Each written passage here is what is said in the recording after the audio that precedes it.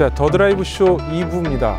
저희가 1부에서는 렉서스의 브랜드에 대한 이야기를 해봤었는데요. 2부에서는 렉서스가 오늘 발표한 LC 자동차에 대한 이야기를 좀 더 해보겠습니다.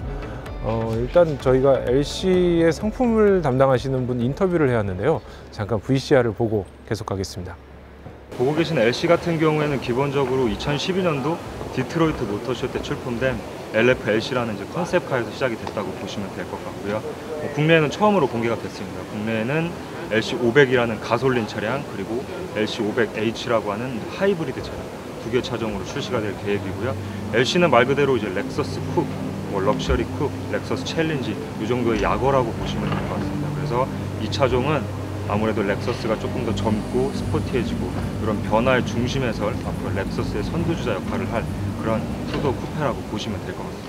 이제 새로운 디자인 중에서 가장 중요한 역할을 했던 건 차체를 완전히 바꿨다라고 보시면 될 것 같아요. 그래서 후륜구동 모듈 플랫폼을 새롭게 적용을 함으로써 완전 약간 다른 디자인, 그리고 이제 스핀들 그릴이라고 하는 렉서스의 기본적인 철학이 담긴 그런 외관 디자인을 그대로 유지를 하고 있고요.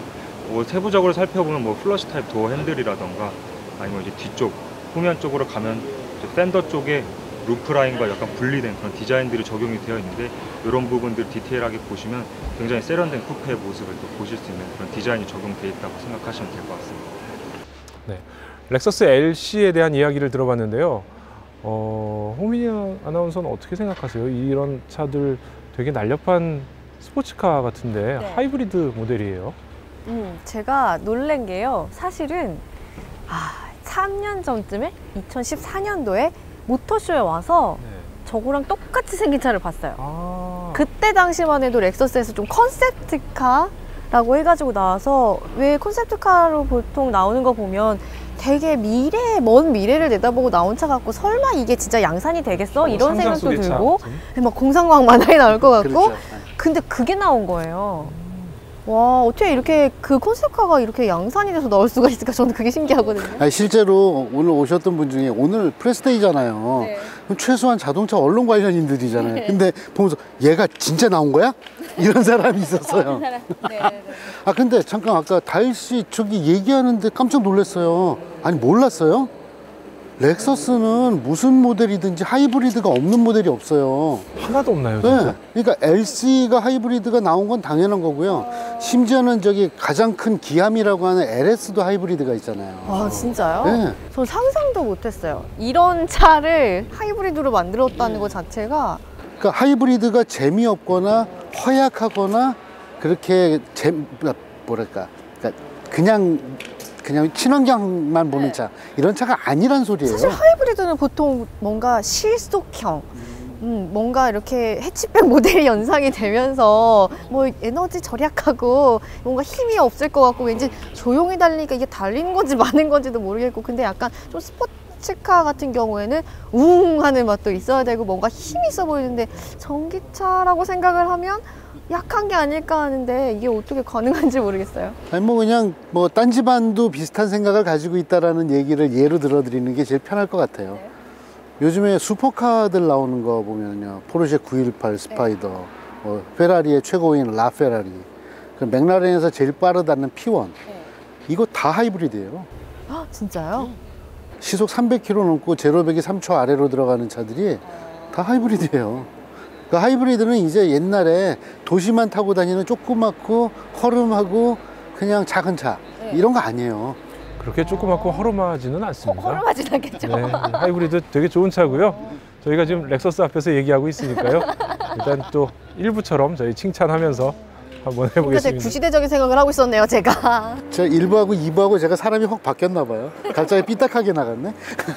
그러면은 이제 LC 디자인에 대해서 한번 얘기를 해볼까요? 이 차 말씀하셨듯이 컨셉트카를 거의 그대로 가져왔다라고 할 수도 있고요.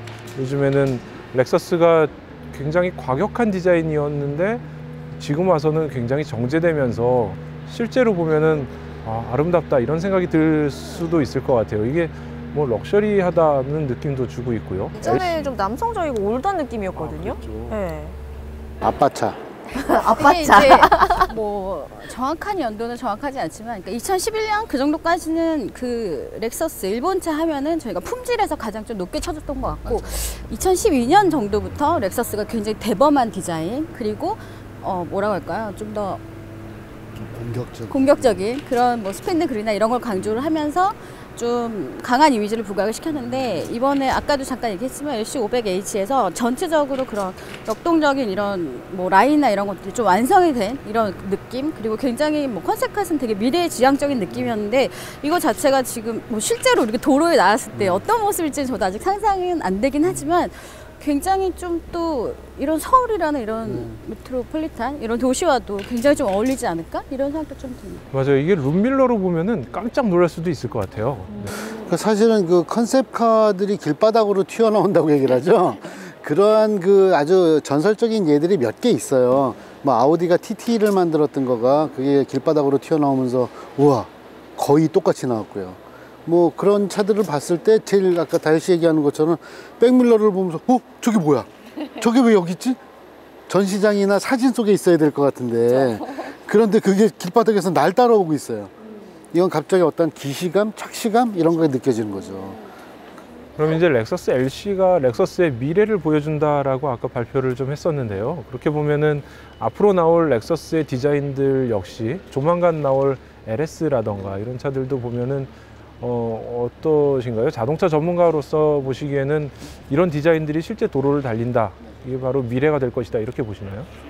일단은 이런 것 같아요. 확실하게 다르다라는 느낌은 줄 수 있어요. 그런데 그게 달라서 신선하다라는 거를 좋은 쪽으로 100% 받아들여질 거라고 생각하진 않아요. 왜냐하면은 아주 무던하고 보수적인 디자인을 좋아하는 고객들이 특히 고급차로 갈수록 당연히 있습니다.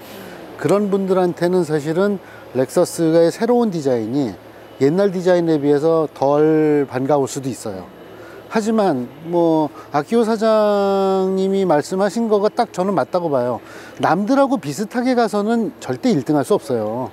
그러니까 날 보고서 완전히 흠뻑 빠질 수 있는 사람 한 사람이 나올 수 있게끔 그렇게 만들어라. 그러면 그 사람이 동네방네 다니면서 렉서스 이야기를 할 거다.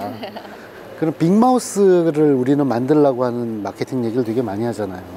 그런 부분에서 렉서스는 괜찮은 차야 라고 얘기하는 소극적이고 착한 서포터를 많이 만드는 것보다 우와 이거 죽인다, 야 이런 차가 렉서스였어, 이런 사람을 만드는 거가 이젠 필요할 때다 라고 생각한 것 같아요. 우리 홍민희 아나운서께서는 럭셔리 쇼핑몰을 하시는 홍 대표께서는 만약에 LC를 사신다면은 네. 저 차가 하이브리드도 있고 그냥 가솔린 버전도 있는데 어떤 걸 고르실 것 같으세요? 하이브리드 사야죠. 왜요? 일단은 유지비가 좀 덜 들 것 같고. 에이 럭셔리인데. 그래도요. 유지비가 좀 적게 아니 럭셔리하게 샀으니까 줄일 수 있는 데는 또 줄여야죠. 그래야 역시 CEO시다. 아 그럼요.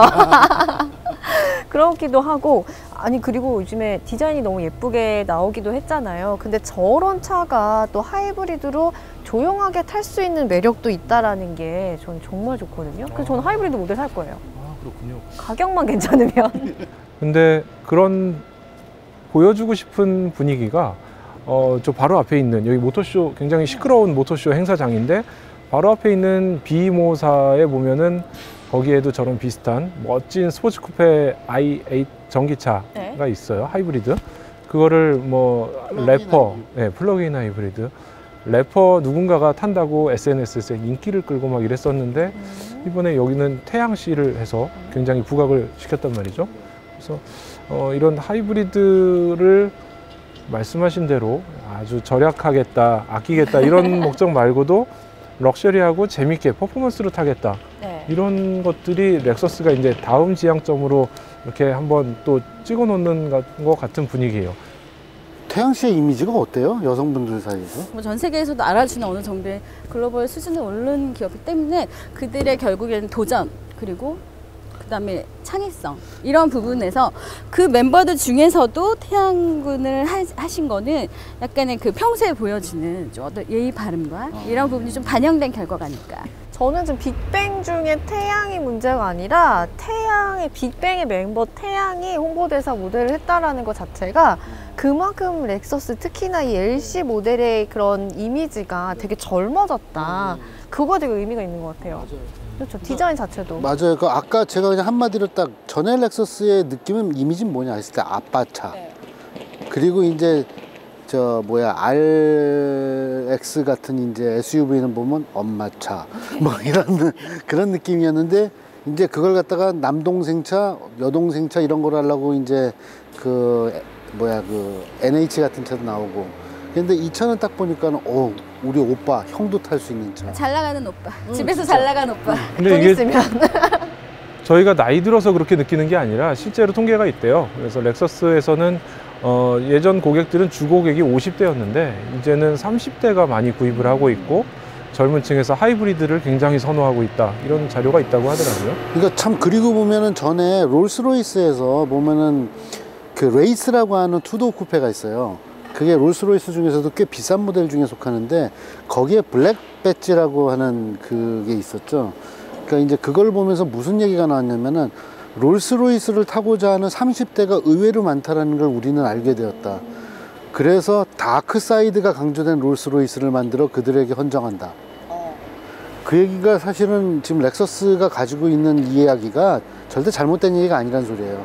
지금 21세기 들어서는 그 IT, 뭐 벤처 이런 거가 해서 정말 빵 하면은 그 순간에 뻥 하고 터지는 부자들이 많아요.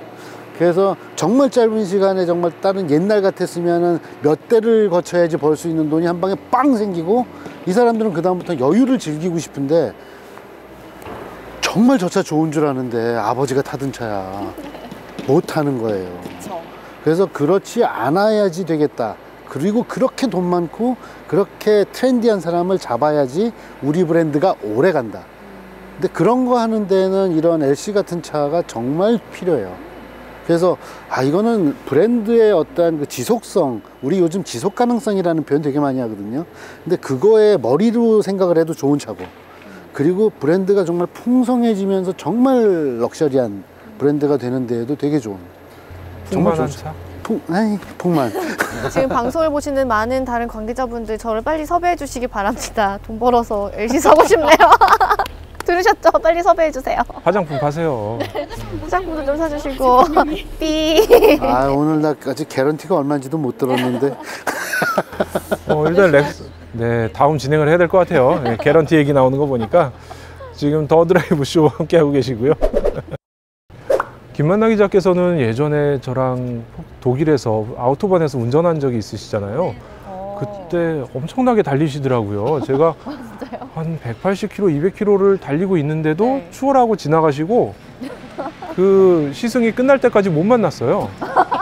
그게 제가 독일 아우토반에서 당한 두 번째 굴욕이었는데요. 첫 번째 굴욕은 뭐였어요? 첫 번째는 제가 프랑스 차를 타고 가는데 뒤에서 누가 이렇게 상향등을 켜고 골프를 탄 누군가가 해서 길을 비켰더니 할머니가 이렇게 타고 가시면서 추월을 하시더라고요.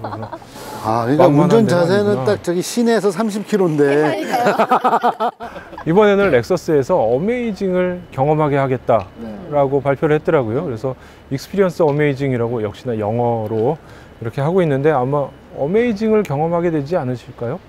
그랬으면 좋겠어요. 왜냐하면 지금까지는 렉서스는 예상한 거를 너무나도 충실하게 만족시켜주는 차였어요.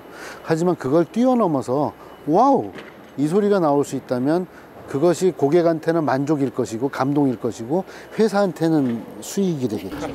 렉서스 브랜드 얘기하면서 이제 LC 얘기를 저희가 해봤는데 한 번씩 김만나 기자께서는 LC에 대해서 어떻게 생각하시는지 또 다시 얘기 처음부터 돌아가다. 한번 우리 정리하는 의미에서 녹화 다시 하는 거다. 정리. 이제 저는 아까도 계속 얘기했지만 어떤 뭐 라라랜드 이런 영화도 얘기했지만 정말 딱 그 우리가 상상했을 때 되게 즐거움, 그런 즐거움이 있잖아요. 그런 즐거움을 내가 사지 못하더라도 저 차를 언젠가 살 수 있을 거야. 내가 꿈을 꿀 수 있는 그런 모델로서 굉장히 렉서스가 되게 좋은 카드를 내놓지 않았을까 이런 생각이 듭니다. 저는 LC한테 말 한마디를 하고 싶어요. LC야, 똑똑한 렉서스한테 가슴에 불을 좀 땡겨 주거라. 한 줄평 지금 하신 건가요? 그 삼각형 토론 많이 보신 것 같은데요? 홍민희 아나운서께서는 어떻게 보셨어요? 저는 제 드림카가 바뀌었습니다. 제가 사실 드림카가 R8이었거든요. 아이언맨 보고 너무 그게 타고 싶어서. 아 근데 토니 LC 스타크 좋아하신 건 아니고? 아니에요. 저 차를 좋아해서. 근데 오늘 보니까 LC가 너무 타고 싶어서 전 LC로 드림카 오늘 바꾸겠습니다. 오늘 의상도 LC 컬러. 네. 오 진짜다. 하이브리드. 네, 저쪽에서 봤는데 이 색깔이더라고요. 운명이네요. 네, 아니 그 앞에서 사진을 찍었는데 얼굴만 동동 떠 있는 것처럼. 한 몸처럼 이렇게. 네, 차 일체. 네. 저희는 아마 렉서스에서 이 LC를 가지고 많은 경험을 하게 하겠다라고 밝혔고요. 뭐 아마도 시승 행사나 이런 것들을 많이 하겠죠. 그리고 뭐 딜러샵이나 이런 데서도 시승을 많이 할 테고요. 아마 나중에 기회가 되면은 다 같이 시승을 한번 하고 그 자리에서 한 번씩 또 한번 얘기해보는 자리를 만들어 보겠고요. 약속하셨어요? 네. 제가 태워드리겠습니다. 네. 저 서킷에서 만나시죠.